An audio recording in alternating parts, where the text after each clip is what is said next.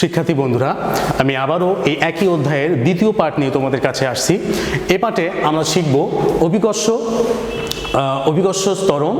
ত্বরণের যে পরিবর্তন এবং ভর এবং ওজন সংক্রান্ত ধারণা আমি তোমাদের দেওয়ার চেষ্টা করব।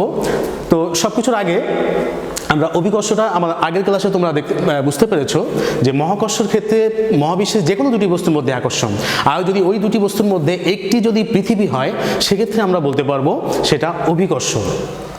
যেমন লক্ষ্য করো যে তোমরা ক্রিকেটের ম্যাচ দেখেছো যে ক্রিকেটার যখন একজন ব্যাটসম্যান 6 মারে বা 4 মারে বলটি কিন্তু অটোমেটিক্যালি নিচে নামে। এই যে নিচে নামে এর মূল কারণ হচ্ছে অভিকর্ষ, বা এটাকে আমরা অন্য নামেও ডাকতে পারি মাধ্যাকর্ষণ শক্তি।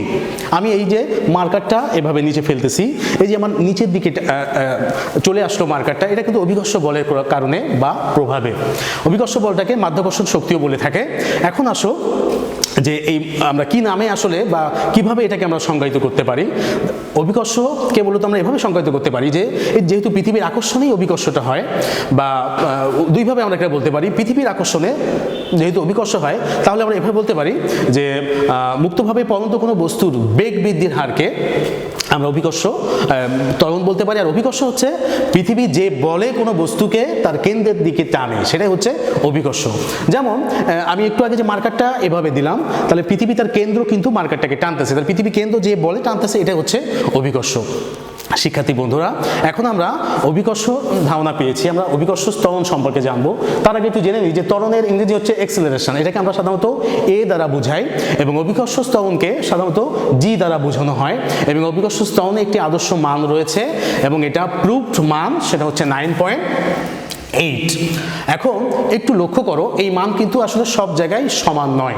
আমরা একটু দেখি যে পৃথিবীটা সাধারণত হচ্ছে, যদি আমরা একটু এরকম চাপা কল্পনা করি, তাহলে এর কেন্দ্রে রয়েছে, এটা হচ্ছে ধরি পৃথিবীর কেন্দ্র, এটা হচ্ছে পৃষ্ঠ, তাহলে এই অঞ্চলটা হচ্ছে মেরু অঞ্চল, এটা হচ্ছে মেরু অঞ্চল, এবং এই যে দুই প্রান্ত এটা হচ্ছে, এই অঞ্চলটা হচ্ছে বিষুবীয় অঞ্চল। তাহলে উপরের এই দুইটা, এটা হচ্ছে মেরু অঞ্চল এবং বিষুবীয় অঞ্চল। লক্ষ্য করো শিক্ষার্থী বন্ধুরা যে কেন অভিকর্ষ ত্বরণের মানের পরিবর্তন হয়ে থাকে।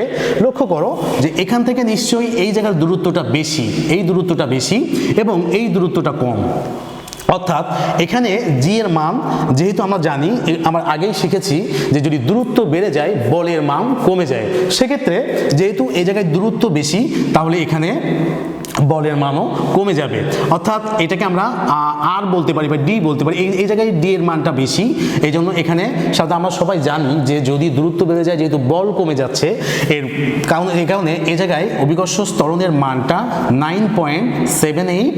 পাশাপাশি অপরদিকে মেরু অঞ্চলে জি এর মান 9.83।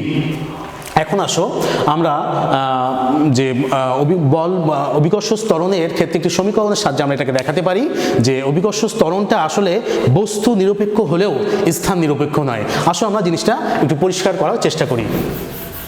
লক্ষ্য করো এখানে এফ সমান জি ইন্টু এম, বড় হাতের এম, ছোট হাতের এম এবং ডি স্কয়ার লেখা হয়েছে। মূলত এই এমটা হচ্ছে পৃথিবীর ভর বোঝানো হয়েছে।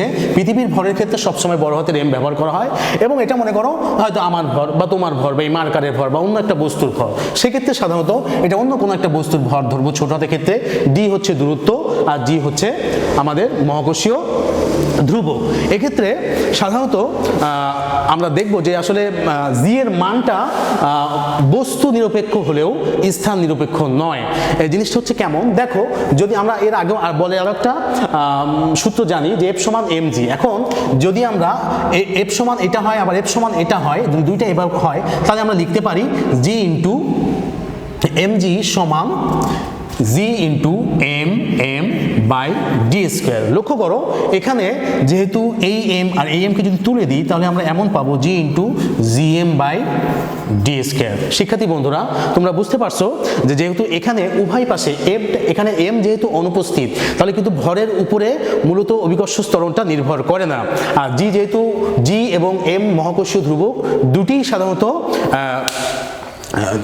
কনস্ট্যান্ট, এবং এই কনস্ট্যান্ট থাকার কারণে সাধারণত আমরা বলতে পারি যে জি এর মানটা কিন্তু বস্তুর ভরের উপর নির্ভর করছে না। যদি স্থান পরিবর্তন হয় বা দূরত্ব হ্রাস বৃদ্ধি হয়, সেক্ষেত্রেই মূলত জি এর মানটা পরিবর্তিত হবে। এখন আসো যে যদি আমরা অভিকর্ষ ত্বরণের বিভিন্ন ধরনের যে মানের যে পরিবর্তন হয়, একটু আগে আমি যেটা দেখাচ্ছিলাম যে এই যে উভয় পাশে যে এই যে মানের পরিবর্তনের কারণে এখানে 9.78 ছিল, এখানে 9.83 ছিল, তাহলে আমরা যদি কোনো বস্তুর ওজন বের করতে চাই, মনে করো তোমাকে বলা হলো যে 40 কেজি ভরের একটি বস্তুর ওজন নির্ণয় করতে পৃথিবীতে, যদি 40 কেজি ভরের একটা বস্তুর পৃথিবীতে ওজন নির্ণয় করতে বলে, সেক্ষেত্রে আমরা আসলে কিভাবে বের করব? লক্ষ্য করো, তার আগে ভর কি এবং ওজন কি বিষয়টা আমি একটু স্পষ্ট করে দিই। ভর হচ্ছে কোনো বস্তুর মোট পদার্থের পরিমাণ, অর্থাৎ মনে করো আমার এই মার্কার, এতে যত অনুপরমাণু যা কিছু আছে সব মিলেই হচ্ছে এর ভর। আর ওজন হচ্ছে যে আমরা জানি, আমরা যে মাধ্যাকর্ষণ শক্তি বা অভিকর্ষ যেটা পড়ছি, যে পৃথিবী কোনো বস্তুকে যে বলে তার কেন্দ্রের দিকে টানতেছে, সেটাই হচ্ছে ওজন। একটু চিন্তা করে দেখো, আমরা যখন বাজারে মাছ, মাংস বা ডাল, সবজি যাই কিনতে চাই না কেন, বিক্রেতা সাধারণত একটা দাঁড়িপাল্লা বা ওজন মেশিন দিয়ে আমাদেরকে পরিমাপ করে সেটা আমাদেরকে দেয়। মূলত যদি অভিকর্ষ বল না থাকতো, অথবা পৃথিবীর এই যে আকর্ষণটা যদি না থাকতো, তাহলে কিন্তু আমরা কিছুই আসলে ওজন করতে পারতাম না। তাহলে আসো যে কিভাবে আমরা ওজন বের করতে পারবো। তাহলে ভর হচ্ছে কোনো বস্তুর মোট পদার্থের পরিমাণকে ভর বলতেছি, আর ওজন হচ্ছে বস্তুকে পৃথিবী যে বলে তার কেন্দ্রের দিকে টানতেছে, সেটাই হচ্ছে ওজন। এখন আসো, যেহেতু ওজন এবং ভরের মধ্যে মৌলিক পার্থক্য হচ্ছে ওজন স্থানভেদে পরিবর্তিত হতে পারে, কিন্তু ভর নির্দিষ্ট। তুমি যেই স্থানে নিয়ে যাও, চাঁদ, মঙ্গল গ্রহে বা অন্য যেই গ্রহে নিয়ে যাও, ভরে কিন্তু কোনো পরিবর্তন হবে না, কিন্তু ওজন কিন্তু স্থানভেদে পরিবর্তন হয়ে যাবে। এবং যেহেতু ওজনের পরিবর্তন হয়, তাহলে যদি পৃথিবীর ওজন বের করতে বলে, মনে করো 40 কেজি ভরের একটি বস্তুর পৃথিবীতে ওজন বের করতে বললো, আমরা জানি যে W সমান mg। এখানে m হচ্ছে ভর, বস্তুর ভর, এবং g হচ্ছে অভিকর্ষ ত্বরণ। যদি শুধুমাত্র পৃথিবীর কোনো নির্দিষ্ট জায়গা না বলে পৃথিবীর ভর বের করতে বলে, শুধুমাত্র তুমি এখানে, যেহেতু আমাদের ভর 40 কেজি ছিল, জাস্ট 9.8 দিয়ে গুণ করে দিলেই আমাদের এখানকার ওজনটা বেড়ে যাবে। যেহেতু ওজনের একক নিউটন, এই দুটো গুণ করে যেটা হবে সেটা বসাই দিলেই আমার ওজনটা বের হয়ে যাবে।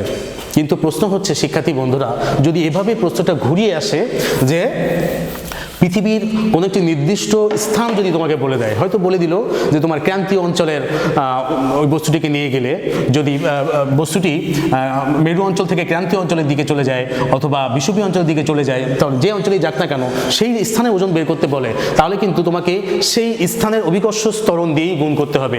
এক্সাম্পল, মনে করো তোমাকে বললো মেরু অঞ্চলের ওজন বের করতে কোনো বস্তুর, সেক্ষেত্রে একই সূত্র W সমান mg, কিন্তু এখানে যেহেতু ভর তো আর পরিবর্তন হবে না, ভর 40 ছিল, 40-এ থেকে গেল, আর জি হচ্ছে 9.83, এটা হচ্ছে মেরু অঞ্চলে। একইভাবে তোমাকে যদি বিষুবীয় অঞ্চলে বলে, তুমি এটা দিবা 9.78, তোমাকে যদি বলে ক্রান্তীয় অঞ্চলে, তুমি এটা দিবা 9.79, এবং একক সবসময় নিউটন হবে, যেহেতু ওজন এক ধরনের বল। শিক্ষার্থী বন্ধুরা, তোমরা নিশ্চয়ই ওজন কিভাবে নির্ণয় করতে হয় সেটা বুঝতে পারছো।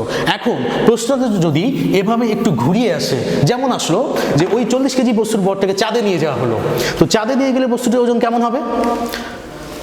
আসলে লক্ষ্য করো, পৃথিবীর কেন্দ্র কোনো বস্তুকে যে বলে আকর্ষণ করে, সেটার ক্ষেত্রে আমরা একটু দেখো, মনে করো এটা হলো 1 সেকেন্ড, 2 সেকেন্ড, ধরো এটা 3 সেকেন্ড, এটা মনে করো পৃথিবী। এখন কোনো বস্তু ধরো যে এখানে রয়েছে, এখন কোনো বস্তু এখান থেকে মুক্তভাবে ছেড়ে দেওয়া হলো, তাহলে এখানে হচ্ছে 1।